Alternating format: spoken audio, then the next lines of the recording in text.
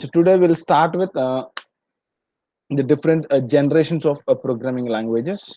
So then we'll look at the uh, algorithms and flowchart, so which are very basic in programming. So before starting any program, we generally any language, so we start with an algorithm or flowchart. So first we look at the what are the different generations of programming languages. So we classify it into three generations. So first one is machine language, and second one is a symbolic language, and third one is a high level language.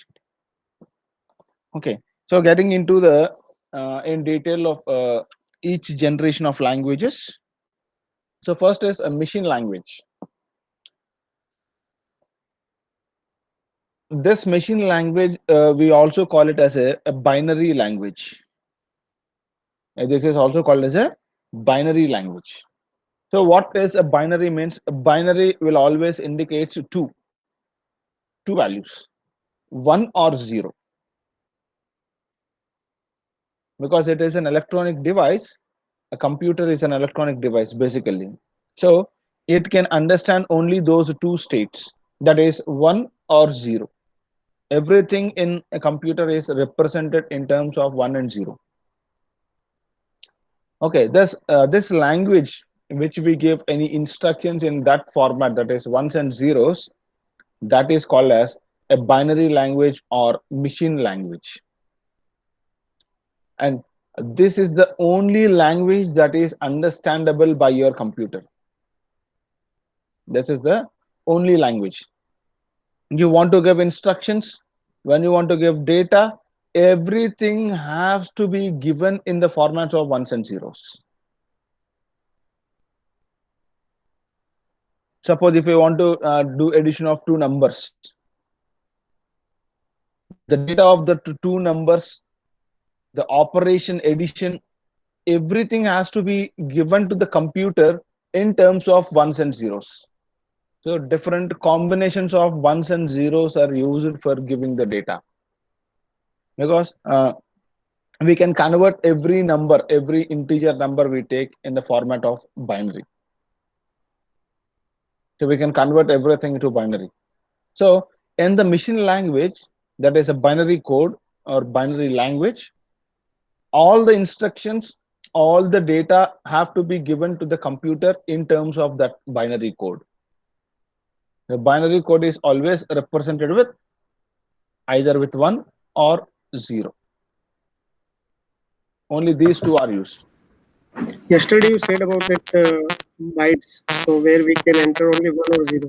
So it is similar to that. What? Yesterday you tell about that bytes can record the value 1 or 0. Yes, So it is it is not similar to byte, it is bits. Yes, bits. Yeah. yes, yes. Yes, in memory, everything stores in terms of ones and zeros only. In computer language, actually computer language, everything is ones and zeros. When you give data, it is ones and zeros. When the computer stores the data in the format of ones and zeros only, because that is the only language that is understandable by the computer. If the things are in terms of ones and zeros, then only a computer can understand, because everyone have their mother language. In the same way, the computer's mother tongue is ones and zeros, as simple it is. Got it? Got it. This So this by this whatever whatever data we everything you have to give in ones and zeros.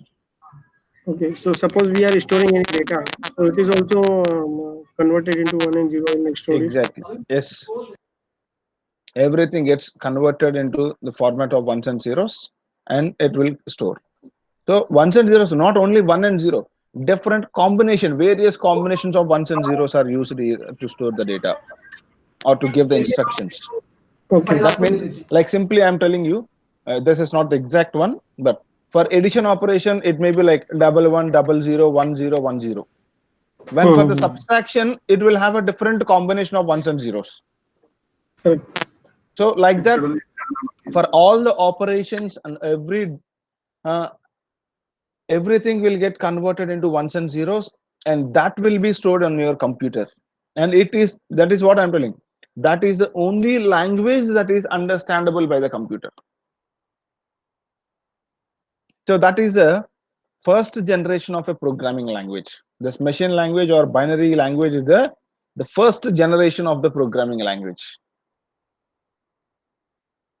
Then the second, coming to the second generation, that is symbolic languages. This is the next generation. We call it as a second generation programming language. Okay. Instead of giving ones and zeros, the programmers, the users who is writing the program, so they started giving instructions in terms of some symbols, or some mnemonics are used for giving the instructions. That means instead of giving addition operation like ones and combination of ones and zeros, so what they have done is they have given some mnemonics. Let us say they have used a mnemonic called add for giving an instruction. For giving an add instruction, instead of writing addition or plus or something, so they have given some symbol, some mnemonic is used for giving that instruction. They'll say it as add. If it is multiplication, they'll write it as mul, as multiplication. So to display, they use a different thing like print.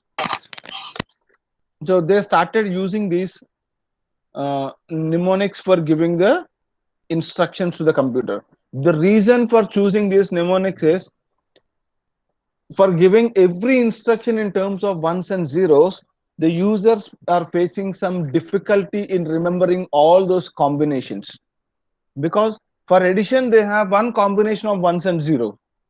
For multiplication there is a different combination of ones and zero. To give some division operation, so for every instruction, for every data, they have to remember the combinations of ones and zeros to give any instruction to the computer. So for giving instructions in that way, so the users, the programmers who is writing the program, so they started facing the difficulty in remembering the things. So they thought of, okay, no, it is not always it is becoming tough to remember all these instructions. So they started giving these mnemonics in the place of that combinations of ones and zeros. So they gave, okay, for addition, okay, let us keep it as add. For multiplication, it is as mul. For displaying something, I'll say it as print. So in that way, they started remembering the things with the help of these mnemonics. So these mnemonics are for the sake of the programmers, the users' easiness. They have converted it for the sake of the user's convenience. The programmer who is writing the code, for his sake, he has kept some mnemonics for giving the instructions. But the thing is, uh, the machine, the computer, it cannot understand the codes. It cannot understand these mnemonics that is given by this programmers, because its mother language is machine language. It can understand only that code. But for the sake of users comfortable, instead of giving ones and zeros, he started using these mnemonics. So there is a mismatch in the understandability of the computer and the instruction that is given by the user. Yes, if I start talking in my mother language, maybe everyone can't understand here. In the same way, computers mother tongue, or it is a machine language. But for the sake of users comfortability, he started using these mnemonics. So there is a mismatch in the understandability of the computer and the instruction that is given by the user. So what the users have done is, okay, let us give the instructions in with these symbols. Like I'll write add, I'll write print, I'll write multiplication as mul. So like that, he started giving this instructions. But what this user has done is he has made a converter, so which will convert the instruction that is given by the user in the format of the machine understandable code. We'll call it as a translator. If you go to some other place where you don't know, you can't understand that language, you take help of a translator, right? In the same way, user is giving an instruction in his language, and he is using a translator to convert that instruction in terms of the machine understandable code. The name of the translator here is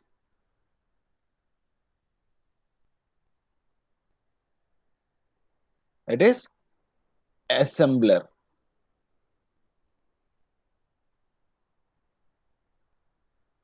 It is assembler.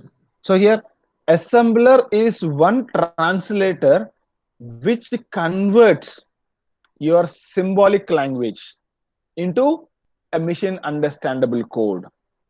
This symbolic language is also called as assembly language. Okay, the symbolic language is also called as assembly language. So assembly language, it uses some symbols or mnemonics to represent the instructions, where in the background it uses an assembler to convert that assembly language into the machine understandable code. That means if you give add, it is converted into the actual combination of ones and zeros by taking the help of this assembler. Okay.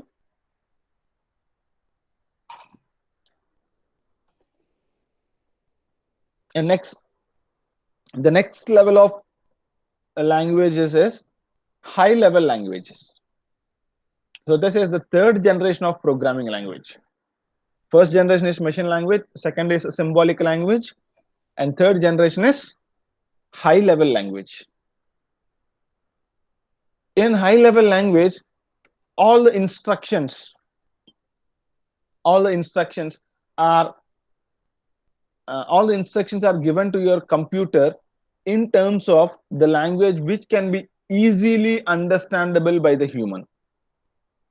And it is not exactly the language which we are speaking, but the language which is almost similar to the human understandable language.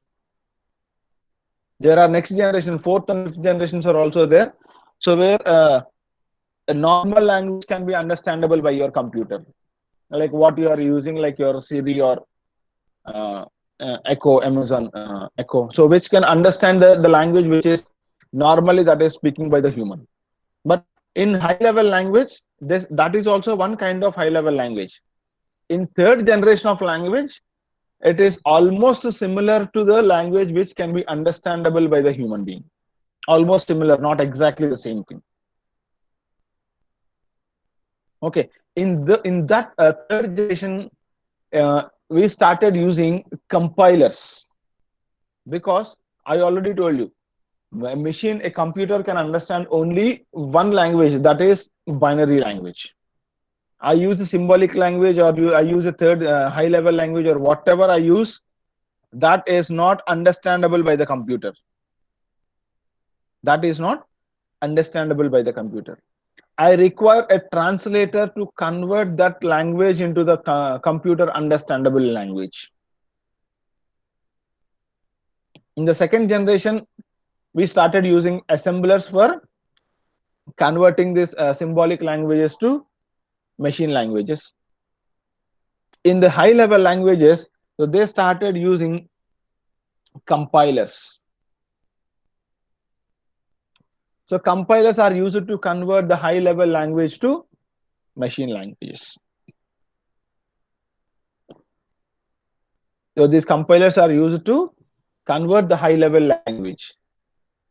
So the C programming language which we are going to learn, it comes under a high level languages. So nowadays, no one is using this assembly languages or directly machine languages. So we started using this high level languages. So C language will also come under this high level language.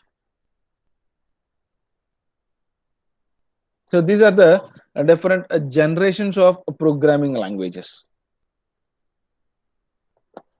So later we have something like a structured programming, object oriented programming. There are different categories in this high level language we have. So okay, this is about generations of programming languages. Next, moving to the basic. This is not related to C programming. What I am going to discuss now is not related to C programming. This is related to programming. Related to programming. For any programming language you take, you can use this. Any programming language. The actual programmer's point is, before writing a program in any language, first, how to solve that problem. Program is nothing but the purpose of writing a program in any language is to solve that any particular given problem. Your program is nothing but the solution to that problem. In one way, you can mathematically you can calculate. By writing a program, you can solve that problem. So the solution can be identified in different ways. So one way of identifying the solution for the problem is by writing a program. So before writing a program in any language, first it is better to write down an algorithm. So that means this is one way of getting the solution. If you get the solution in this by this algorithm, it is easy for the programmer to convert this into any of the programming language. You can convert this algorithm into any programming language. If you know Java, you can write the solution in Java. If you know some other language, you can write down in that language. You know XYZ language, you can use the same thing for writing that solution in that XYZ language. Okay, so before getting into the program, it is always preferable to write an algorithm. If you get the proper solution in that algorithm, you can convert it into the language of your choice. Whatever language you know, you can convert into that.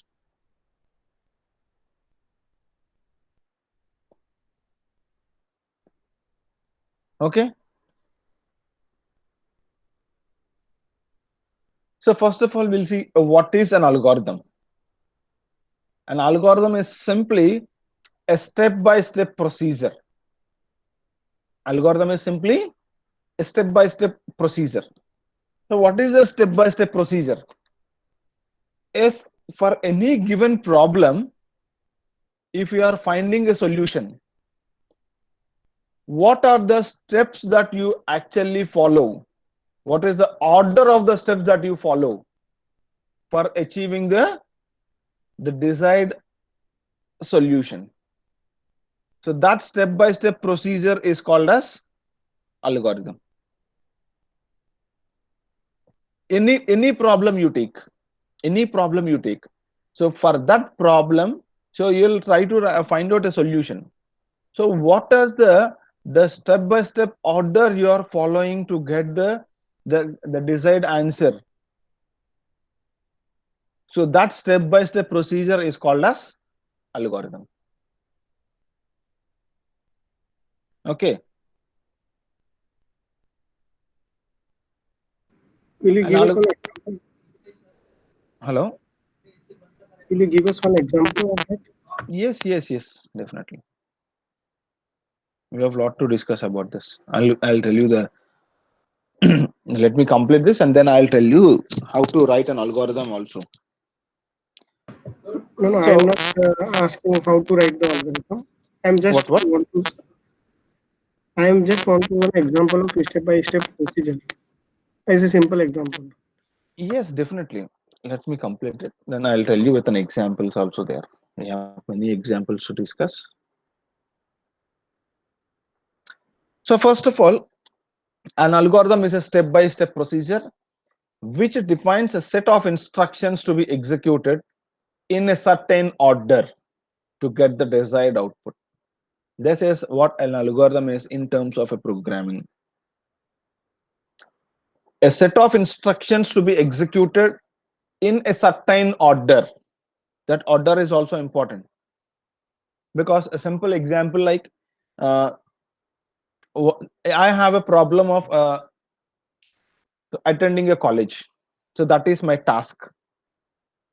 So what is the step by step procedure I follow to achieve the task?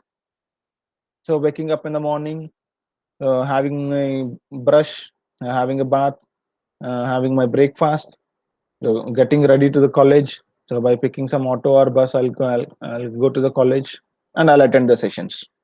So these are the step by step procedure I follow to achieve my task of attending to the college.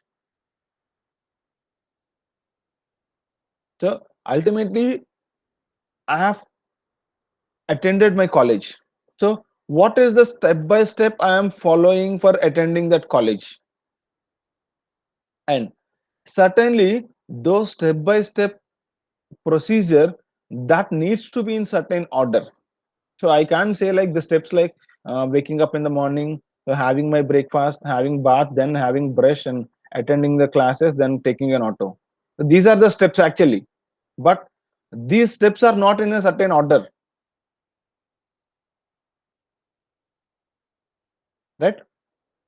Those are the steps I follow actually to attend the college, but that is not the actual order I do. So the step by step procedure which have to be in a particular order, it should be in a certain order, that is called as an algorithm. And an algorithm can be implemented in more than one programming language. If I write an algorithm, so that algorithm I can write it in any programming language, any programming language. If I know that step, okay, if there is a task, if there is a task, and for this task, to achieve this task, I have written 5 steps for algorithm. I have written 5 steps, and this is what my algorithm is. So when you write down this algorithm in 5 steps, then simply you can convert these 5 steps in any programming language. Okay, for every step you can write a particular code, a set of instructions in any programming language. If I know C language, I'll write in C. If you know C++, you can write in C++. Some other person knows Java, with the help of this algorithm, because whoever writes the code, okay, they have to follow these 5 lines, these 5 steps, because these 5 steps will ultimately give me a solution. Yes or no? So these are the 5 steps, and when I follow these 5 steps properly in this order, I'm getting the solution. So whoever write the code, whoever write a program, so they can follow these 5 steps, they can follow this algorithm, and ultimately whatever language you write, ultimately my requirement is to get the solution for that task, to get a solution for that problem. So if these 5 steps are giving me a proper solution, okay, I can code it in any language.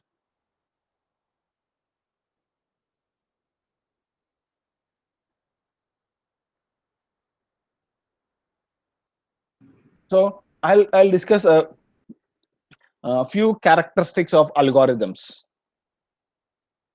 So these are the characteristics of algorithm. So unambiguous, input and output, finiteness, feasibility, independent, unambiguous. That means the algorithm which I am writing, it should not be ambiguous. Ambiguous means confusing. It should be without confusion. That means the logic which I am writing, it should not confuse the programmer who want to implement that algorithm, who want to convert that into a language and programming language. So for that purpose, the algorithms we write generally in a simple English language. A very simple English language is used for writing an algorithm. So there are no rules and regulations for writing the algorithm. There are rules and regulations for writing the program. C language, you want to write a program in C. So there are rules and regulations you have to follow in which are related to C language. If you want to write Java program, you have to follow the rules and regulations of Java language. But for writing an algorithm, there are no rules and regulations are there. No rules and regulations. So you can write a program with a very simple English language. A normal English language can be used. By looking at that algorithm, anyone should understand it. So in that a simple language, we will write the algorithm. So because if you write in a simple language, it will be without a confusion. So there is no restrictions. There is no restriction for the number of steps you write. There is no restrictions. There are no syntaxes. There is no rules and regulations. And second one is it should have an input and output. So without input and output, there is no meaning for writing any program or any algorithm. Because I'm trying to write a program for solving a problem. After solving the problem, the program should tell me something. Without telling anything to me, without giving any output to the user, there is no point of writing that program. Yes, if it is not giving any output to the user, what is the point of writing that code? What is the point of solving that? After solving that problem, you should know the solution. You should know what is the answer. Then only you can judge it whether it is giving the correct output or not. When you are giving some number and you are asking to find out whether this number is a prime number or not. I'm giving there is one number is there, and for that number I want to identify whether that is a prime number or not. And your program has done some operations and it has verified, and at the end it should tell you, okay, this number is a prime number, or this number is a non-prime number. It should tell you. Then only you can judge the program whether it is giving the correct output or not. Without giving an output, how can you judge it? Okay, this program is correct and this program is not. That is not possible. So every algorithm you write, every program you write, it should take some input from the user and it should give some output to the user. Without these two, the program or the algorithm is meaningless.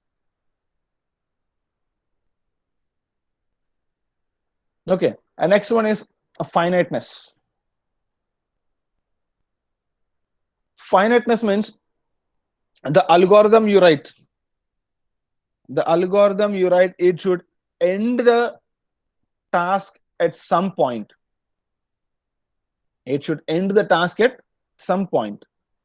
So there will be some codes which will never end. They go on, goes on, goes on, goes on, goes on. Repeatedly, they'll be executing. If it is not ending, how will you get the output and how can you judge it?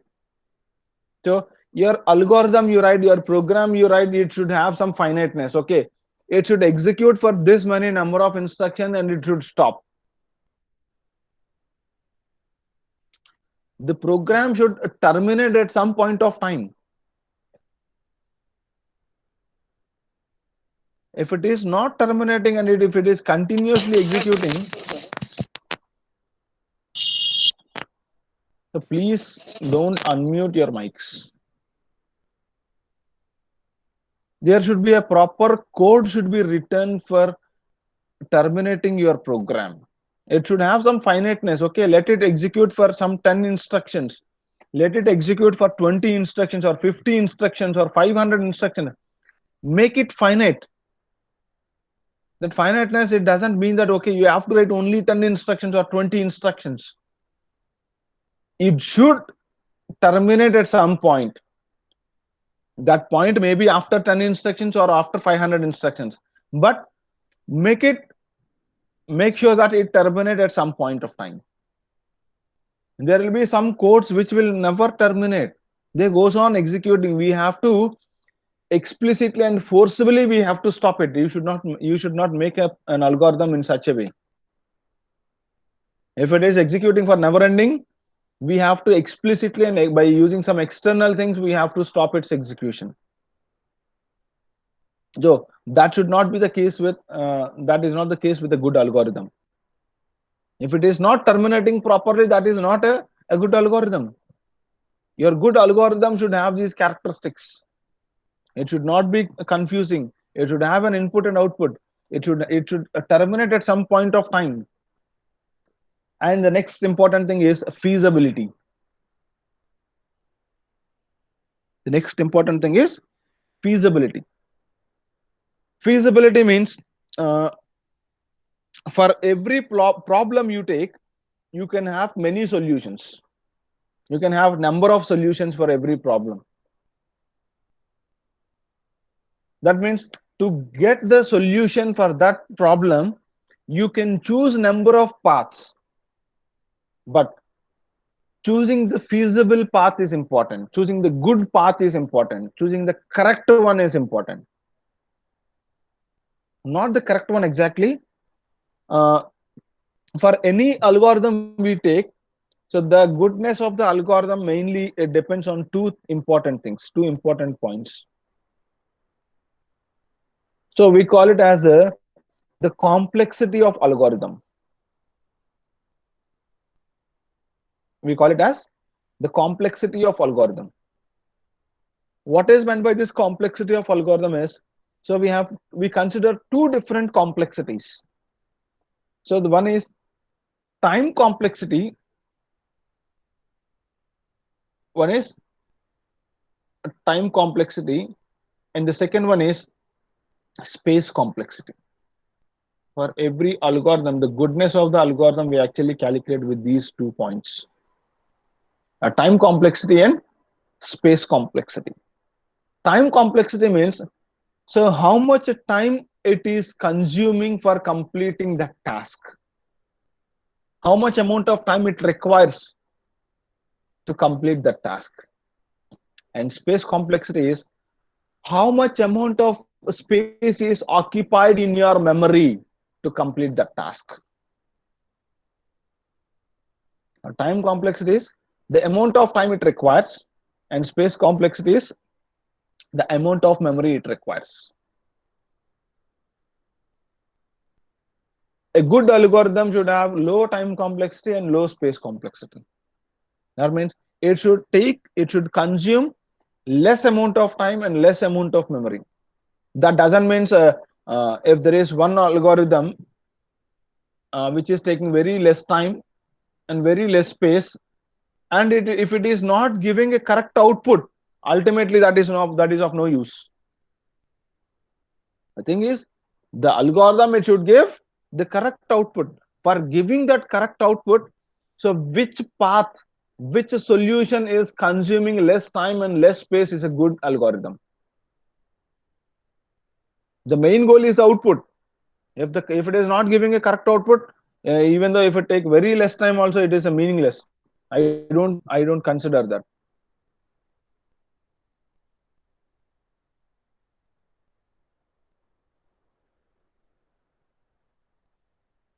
Okay, let us say if there is a task And for this task, so you can write many number of algorithms.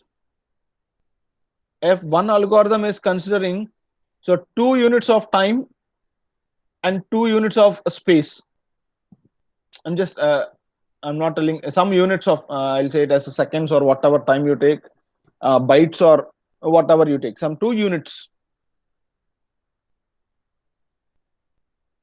and one algorithm is there, so which is taking uh, 2 units of time and 3 units of space.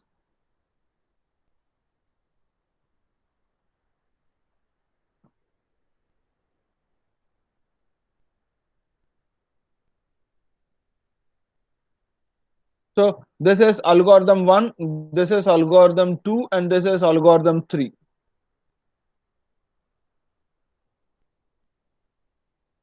And out of these three algorithms, let us assume the first algorithm is, I have written the first algorithm, but this algorithm is not giving correct output in all the cases. Even though it is taking less amount of time and less amount of space, that algorithm is useless in my point of view. Because if it is not giving a correct output in all the cases, so no point of considering.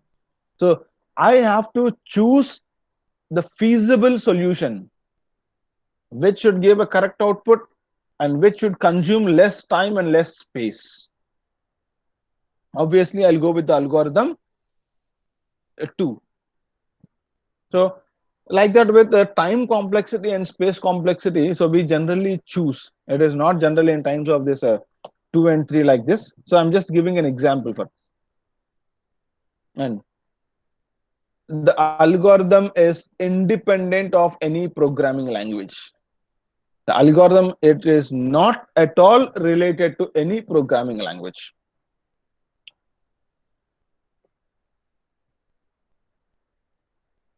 It is no way related to any language. So the algorithm is independent of a programming language. So this is about algorithm and their characteristics. So the first motto is, it is a step-by-step procedure in some certain order. Algorithm is a step-by-step procedure written in a certain order to solve the given problem or to solve the given task. That is what algorithm is. And remember, algorithms are written in a simple English language, a very simple English language.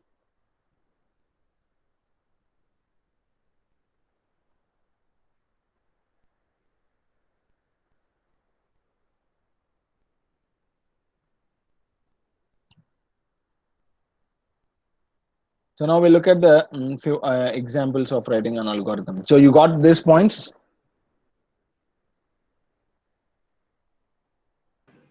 Yes. So we'll take an algorithm for writing an algorithm. The problem is, the task I want to do here is addition of two numbers.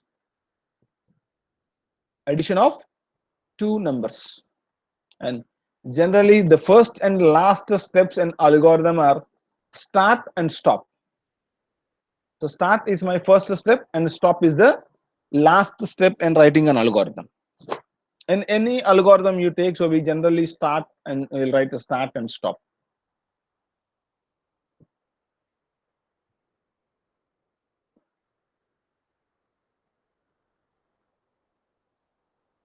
We'll write start and stop. So the problem here, the task here is write an algorithm for addition of two integers. So first step is start, and next step is my task is to add two numbers, right? So I should know what are those two numbers. So without telling the two numbers, how can you add those two numbers? Right? It is not possible to add those two numbers. So I need to get the values of those two numbers. I'm assuming those two numbers as A and B. I'm assuming those two numbers as A and B. So I am trying to get the values of those two. You there is no restriction to take A, B. You can take X and Y. You can use your name. Anything can be taken. So get the values of two numbers. That is also fine. And after knowing those two numbers, what the next step I need to perform is the addition operation, because my task is to add those two numbers. So those two numbers are A and B, and I have added those two numbers A and B, and the result of those two numbers, that is the addition of those two numbers result, I am placing into the other variable. It is C. Now C is a value which is having the addition of A and B. If A and B are 4 and 5, C will have 9. If A, B are 1, 2, C is 3. So simply addition result of A and B I am storing into C. That's it. And now after doing that addition operation, I am trying to display the value of C. So what is the actual value of C? I'm trying to display the value of C. So display C. And finally stop. And for every step I'll write like this: step 1, step 2, step 3, 4, 5. And there is no restriction that okay, the addition algorithm should have only 5 steps. If you want, I already told, you can write in a simple English language. Simple English language is fine for writing an algorithm, and there is no restriction. If you want to increase, if you are able to increase the number of steps, you can increase. Or else, if you want to reduce the number of steps, yes, you can reduce. But make sure the algorithm you are writing is not confusing the other person. It should be easily understandable by the, if a layman sees the algorithm, they should understand, okay, these are the steps. That means if a non-technical guy who look at the algorithm, so he can able to understand, okay, this is what the steps are actually doing. Because the XYZ person, he is non-technical and he doesn't know anything about a language. But by looking at the algorithm, okay, these are the steps are involved for getting a solution. So the algorithm it should be written in such a simple language. So without confusion, without ambiguity, you can reduce the number of steps as well. Or if you are getting confusing with 5 steps, you can increase the number of steps also. Okay. See, I'll write.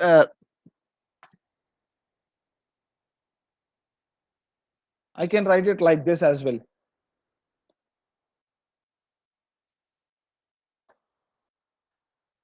See, step 1. Is it visible? Yes. So I'll write it like this. Step 1 is start, and step 2,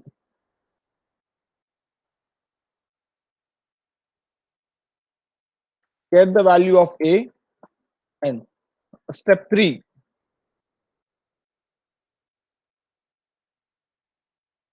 get the value of B, or read the value of A, read the value of B. You can write it very simple. Step 4,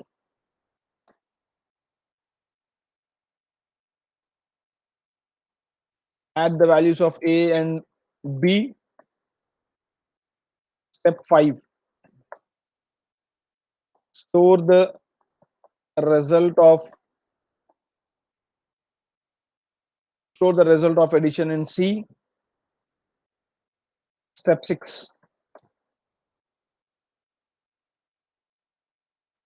display the value of C, or display the result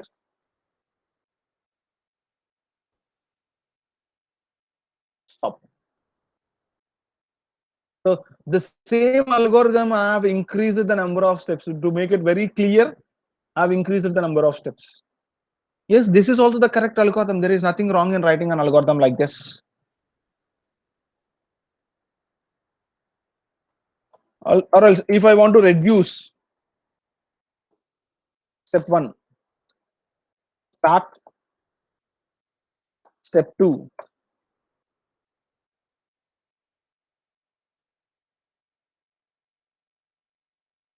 rate the values of A and B.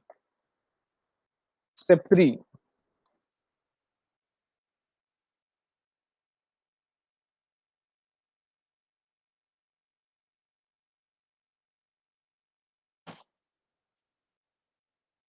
perform addition operation on A comma B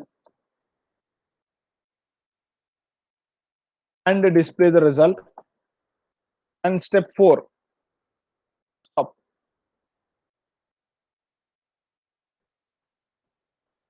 All the 3 algorithms which I am showing you now are correct for addition of 2 numbers. For addition of 2 numbers, yes, everything is correct. You can write, there is no restriction for writing the number of steps or writing the rules and regulations for writing the steps. You can use any language. So now, without any idea of C programming or a particular programming language, so you are able to understand these things, right? So you are able to understand the steps, the flow. So that is what an algorithm is.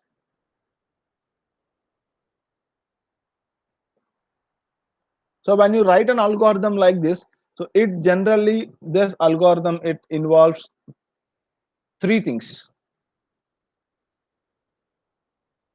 It involves 3 things. So the first one is,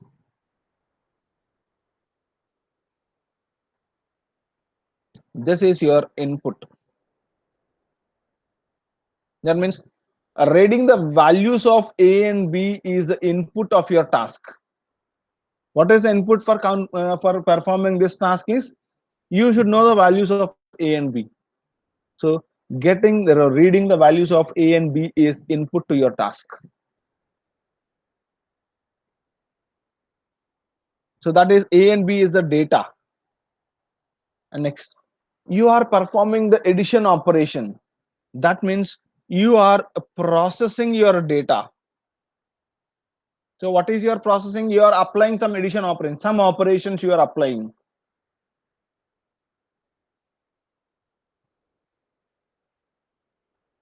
So processing your data. So after processing the data, you'll get, what is this?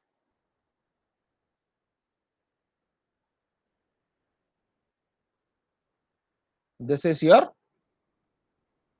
output. So that means in every algorithm or every task you consider,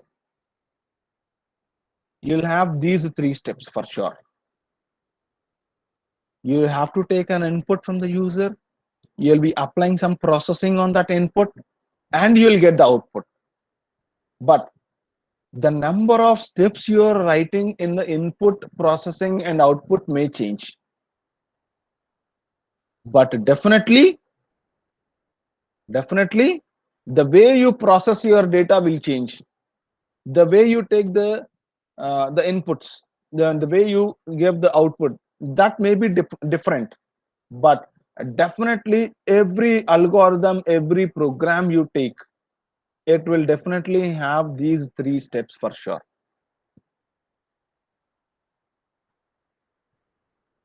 Suppose if I have an example like, I have a number and I want to consider, I want to check whether that number is a prime number or not.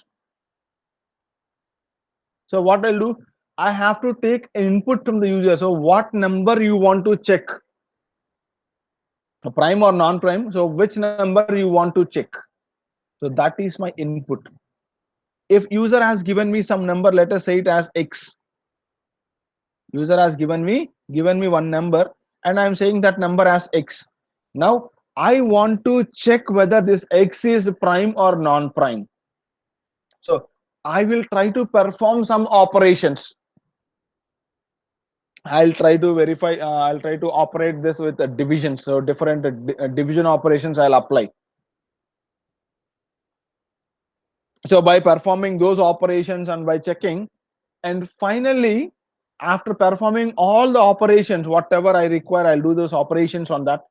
That is the processing part.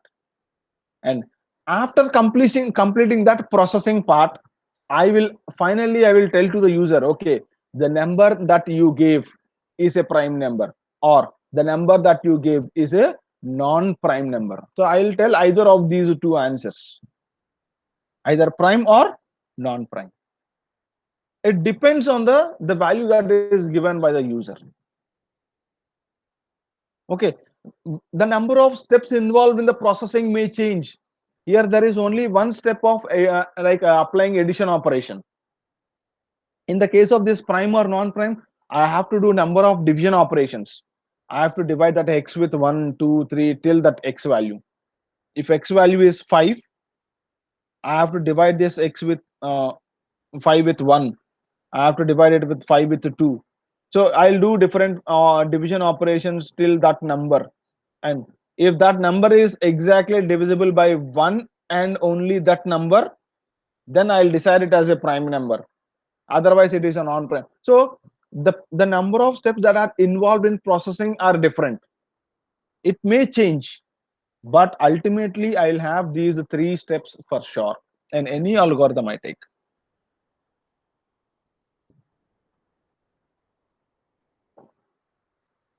Okay, so that is for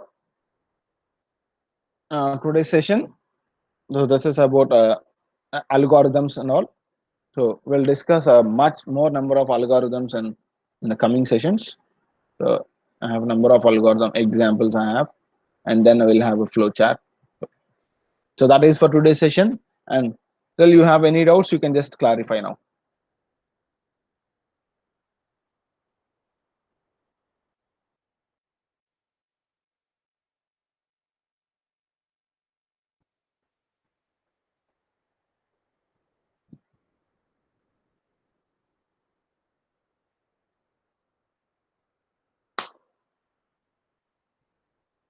In C language, can we make a website? No.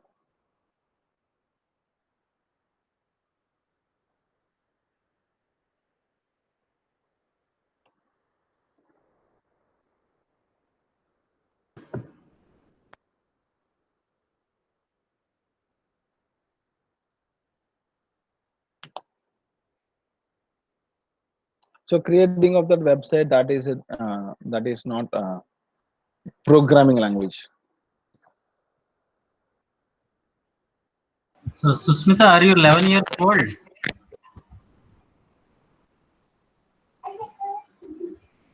Susmita?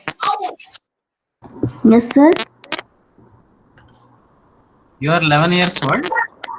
Mama, I'm son. Huh? I'm son.